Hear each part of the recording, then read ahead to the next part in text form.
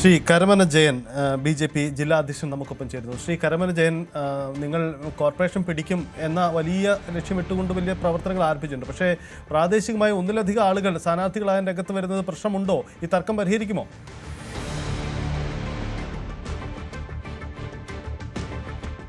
പറയുന്നതല്ലാതെ ബി.ജെ.പിക്കകത്ത് ഒരു തർക്കവുമില്ല. സ്ഥാനാർത്ഥി നിർണയവുമായി ബന്ധപ്പെട്ട് വാർഡുകളിൽ നിന്ന് പട്ടിക ജില്ലാ എത്തി. ഇനി അത് സംസ്ഥാന നേതൃത്വവുമായി ചർച്ച ചെയ്ത് ഫൈനൽ ചെയ്യും. ആ സ്ഥാനാർത്ഥിയായാലും പാർട്ടിയുടെ പ്രവർത്തകർ ഒറ്റക്കെട്ടായിട്ട് നിന്ന് ആ സ്ഥാനാർത്ഥിയെ ജയിപ്പിക്കാൻ മുന്നോട്ട് വരും. തർക്കം മാധ്യമ സൃഷ്ടി മാത്രമാണ്.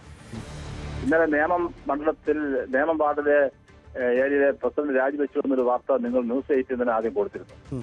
പക്ഷെ അത് യാതൊരു അർത്ഥവുമില്ല. എന്നാൽ രാവിലെ ഏരിയ പ്രസിഡന്റിന്റെ നേതൃത്വത്തിൽ പ്രചരണാർത്ഥമായിട്ടുള്ള ചെവിലെടുത്ത് വരെ തുടങ്ങിക്കഴിഞ്ഞു. പക്ഷേ ഇത് ഈ Jayakumar BJP. Nemom area president രാജിക്കത്ത് അടക്കം ഞങ്ങളുടെ കയ്യിലുണ്ട്. അദ്ദേഹം കൈമാറിയ കത്ത്. അപ്പോൾ നിങ്ങൾ എങ്ങനെയാണ് ഈ പ്രതിസന്ധി ഇല്ല എന്ന് അവകാശപ്പെടുന്നത്? ഇത് എൻ്റെ കൈവശം ആ കത്തുണ്ട്. അപ്പോൾ ഈ സംഘടനാ തലത്തിൽ ചില പ്രശ്നങ്ങൾ പ്രാദേശികത്തെ എല്ലാ പാർട്ടികളും സ്വാഭാവികമാണ്. ഒരു തർക്കവും ഇല്ലെന്നാണ് അവകാശവാദം. ഒരു തർക്കവുമില്ല. സ്ഥാനാർത്ഥി ബന്ധപ്പെട്ടുള്ള പട്ടിക വരുന്ന സമയത്ത് ഓരോ പേരിൽ വരും. പാർട്ടി ഔദ്യോഗികമായിട്ട് നേതൃത്വം തീരുമാനിക്കുന്ന സ്ഥാനാർത്ഥിക്ക് വ്യക്തമായി സപ്പോർട്ട് കൊടുത്തുകൊണ്ട് തന്നെ എല്ലാ പ്രവർത്തകരും ഒറ്റക്കെട്ടായി നിൽക്കും. അതിന്റെ സംശയം വേണ്ട. ഈ ജയകുമാർ രാജിവെച്ചിട്ടില്ലേ? ജയകുമാർ രാജിവെച്ചാൽ അത് സംഘടനാപരമായ പ്രശ്നങ്ങൾ പരിഹരിച്ച് രാവിലെ ജയകുമാർ രംഗത്തിറങ്ങിയിട്ടുണ്ട്. ജയകുമാറുമായിട്ടുള്ള പ്രശ്നങ്ങൾ പരിഹരിച്ചു അല്ലേ? അങ്ങനെയാണോ? എല്ലാ പ്രശ്നങ്ങളെല്ലാം പരിഹരിച്ചതിന് മുമ്പോട്ട് പോകും. തർക്കങ്ങളൊന്നുമില്ല. എല്ലാ പ്രശ്നവും പരിഹരിച്ചതിന് മുമ്പോട്ട് പോകും.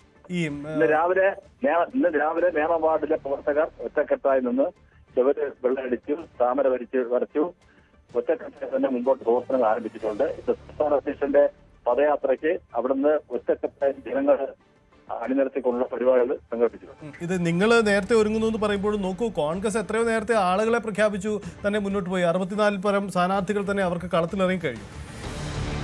കോൺഗ്രസ് പ്രഖ്യാപിച്ചു എന്ന് പറഞ്ഞ് ഞങ്ങൾ ബേജാറാവേണ്ട കാര്യമില്ലല്ലോ. കോൺഗ്രസ് ഇതൊരു നാടകമല്ലേ? കോൺഗ്രസ് CPM ചേർന്നുള്ള ഒരു അഡ്ജസ്റ്റ്മെന്റ്. ഇന്ന് CPM ജില്ലാ സെക്രട്ടറി തന്നെ പറഞ്ഞു, ഈ ശബരിനാഥനെ സ്ഥാനാർത്ഥിയാക്കിയത് കോൺഗ്രസ് ഗുണം ചെയ്യുമെന്ന്.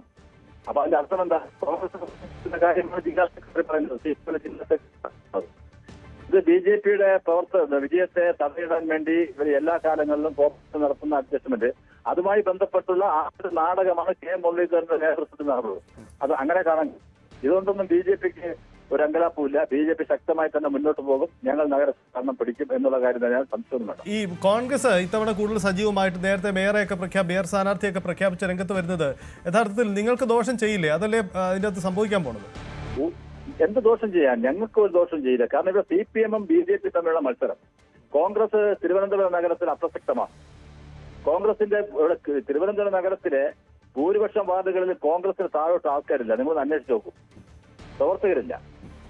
ഇതൊരു നാടകം മാത്രമാണ്, പിടിച്ചു നിൽക്കാനുള്ള നാടകം മാത്രമാണ്, ഒരു അഡ്ജസ്റ്റ്മെന്റ് ആണ്. അല്ല, മുൻകാലങ്ങളിൽ നിങ്ങൾക്ക് കിട്ടിയിരുന്ന ചില കോൺഗ്രസ് വോട്ടുകൾ സ്വാഭാവികമായും കോൺഗ്രസ് തന്നെ നിലനിർത്തുന്ന സാഹചര്യം വരില്ലേ? അത് നിങ്ങൾക്കുള്ള നഷ്ടമായി മാറില്ലെന്നാണ് ചോദ്യം. ഞങ്ങൾക്ക് ഒരു നഷ്ടമില്ല. കോൺഗ്രസും CPM-ഉം കൂടെ ചേർന്ന് നിന്നാൽ പോലും ഞങ്ങൾക്ക് അത് അതിജീവിക്കുവാനുള്ള സംഘടനാ ശേഷി തിരുവനന്തപുരം നഗരത്തിലുണ്ട്. ആരായിരിക്കും നിങ്ങളുടെ മേയർ സ്ഥാനാർത്ഥി? ആരായിരിക്കും? രാജേഷ് തന്നെയാണോ നയിക്കുക? മേയർ സ്ഥാനാർത്ഥി എന്ന നിലയിലൊന്നും മത്സരിക്കേണ്ട ആവശ്യമില്ല. എല്ലാ സ്ഥലങ്ങളിലും വാർഡുകളില് പാർട്ടി സ്ഥാനാർത്ഥി നിർത്തും. അത് ഭൂരിപക്ഷം വരുന്ന സമയത്ത് പാർട്ടി തീരുമാനിക്കും, കൗൺസിലർമാർ തീരുമാനിക്കും. വി രാജേഷ് മത്സരിച്ചിരുന്ന ഇടം പൂജപ്പുര ഇത്തവണ സംവരണ വാർഡാണ്. അദ്ദേഹത്തിന് മറ്റൊരിടം അദ്ദേഹം മത്സരിക്കുന്നത് ഈ കവടിയാർ ആയിരിക്കോ? തീരുമാനിച്ചിട്ടില്ല. വി രാജേഷ് കേട്ടില്ല. വി രാജേഷ് എവിടെ മത്സരിക്കണമെന്ന് തീരുമാനിച്ചിട്ടില്ല. V Rajesh okay, V Rajesh മത്സരരംഗത്തുണ്ടാവും. സ്ഥലം തീരുമാനിച്ചിട്ടില്ല. കവടിയാർ നിങ്ങളുടെ പരിഗണനയിലുണ്ടോ? പല വാർഡുകളിലും പരിഗണന വന്നിട്ടുണ്ട്. പല നേതാക്കന്മാരും സംസ്ഥാന നേതാക്കന്മാരടക്കമുള്ള പലരെയും പരിഗണന വന്നിട്ടുണ്ട്. പാർട്ടി സംസ്ഥാന അധ്യക്ഷൻ എന്റെ മുമ്പ് പട്ടിക എത്തുമ്പോൾ പാർട്ടി സംസ്ഥാന നേതൃത്വം കോർപ്പറേഷനിലെ സ്ഥാനാർത്ഥികളെ അന്തിമമായി തീരുമാനിക്കും. ഈ നേമം വാർഡിലെ പ്രശ്നത്തിലേക്ക് വരുമ്പോൾ നേമം വാർഡിൽ തന്നെ ഉള്ള ഒരാൾ അവിടെ മത്സരിക്കണമെന്ന ഒരു പ്രവർത്തകന്റെ ആവശ്യം അത് അംഗീകരിക്കാതെ പോയതാണോ അവിടെ ഈ തർക്കത്തിന് പ്രശ്നം ഉണ്ടായത്? നേമം വാർഡിലെ കൗൺസിലർ ആയിരുന്നല്ലോ MR ഗോപൻ നേരത്തെ.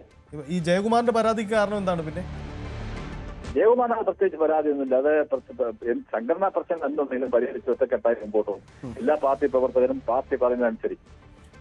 അതിന്റെ ഒരു തെളിവാണ് ഇന്ന് രാവിലെ ജയകുമാറിന്റെ നേതൃത്വത്തിലും അവിടുത്തെ കൗൺസിലർ ദീപികയുടെ നേതൃത്വത്തിലും അവിടെ ചുവരെടുത്ത് പ്രചരണവും ഇന്നത്തെ വൈകുന്നേരത്തെ പദയാത്രയുടെ വിജയത്തിന് പ്രവർത്തനവും നടക്കുന്നത്. പക്ഷേ അദ്ദേഹം ഈ കത്തിൽ ചൂണ്ടിക്കാണിക്കുന്ന കാര്യമേ നിയമം ഏരിയ പ്രസിഡന്റ് എന്ന ചുമതല വഹിക്കുന്നു.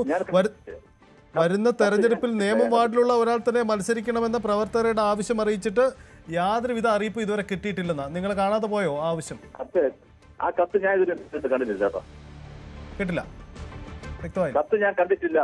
കത്ത് കണ്ടിട്ടില്ല. താങ്കൾക്ക് അറിയിച്ചിരിക്കുന്ന കത്താണ്. താങ്കൾ കൂടിയുണ്ട് ഇതിന്റെ copy. Shri Karamana Jayan BJP Thiruvananthapuram city ജില്ലാ പ്രസിഡന്റ് എന്നത് കൂടിയുണ്ട് ഇതിൽ. താങ്കൾ കൂടിയുണ്ട്. താങ്കൾ കൂടി അഡ്രസ് ചെയ്യുന്ന കത്താണ്.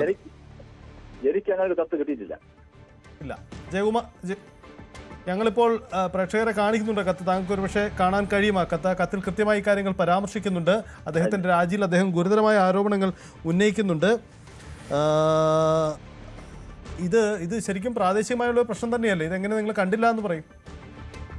ഞാൻ ആ കത്ത് കണ്ടിട്ടില്ല. എന്തായാലും ജയകുമാറുമായി രാവിലെ ഞാൻ സംസാരിച്ചിട്ടുണ്ട്. ജയകുമാർ സംസാരിക്കുമ്പോൾ തന്നെ ജയകുമാർ പാർട്ടി പ്രവർത്തന രംഗത്താണ്.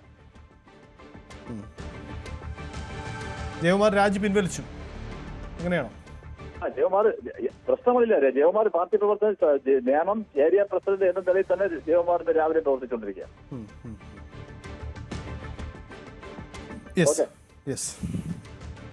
വളരെ നന്ദി കരമന ജയൻ പ്രതികരിച്ചു. എന്തായാലും BJPയിലും പ്രാദേശികമായ പ്രശ്നങ്ങളുണ്ട് എന്നതാണ് വസ്തുത.